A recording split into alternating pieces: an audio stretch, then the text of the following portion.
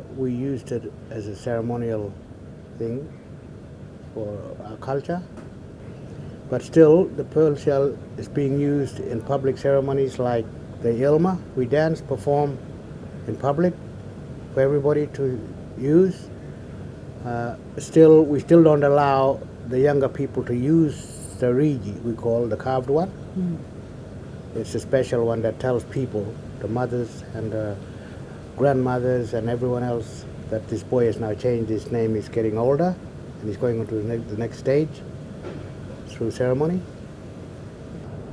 And the carved pearl shell was passed on from generation to generation, from father to son, because it's a part of the family. And yeah, my family got one of those. We still have one today. And we kept it for the last probably 4 generations. Yeah. When the pearling industry came in, that's when they started to pick up a lot of our young people and the old people to do diving for the pearl shells in the early days. And they were in the blackbirding days. And a lot of our people went as divers, diving for the pearl shell. And I guess the history is that a lot of our men folks died through that process. And there's been a lot of people that were used as slaves to collect a pearl shell for the pearling masters.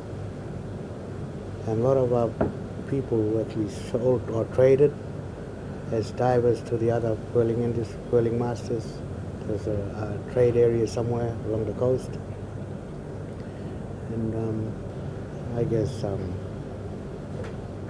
but really, there is somehow a remembrance of when we do use the pearl shells.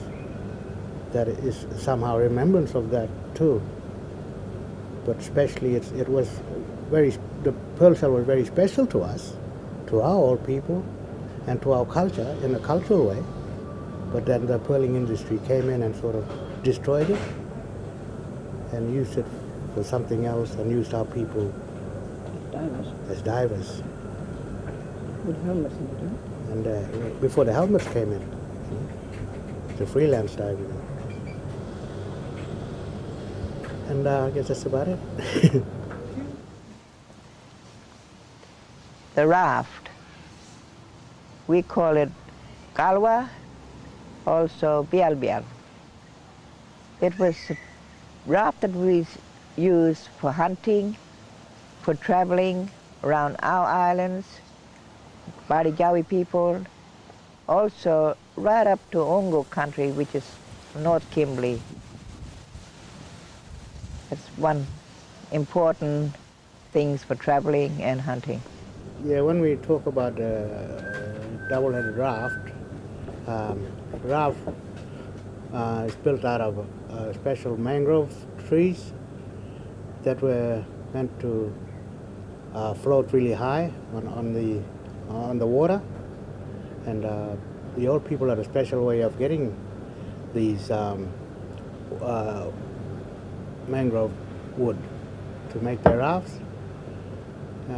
They used to travel a long way to get these rafts from where I come from, like Sunday Island, where I grew up.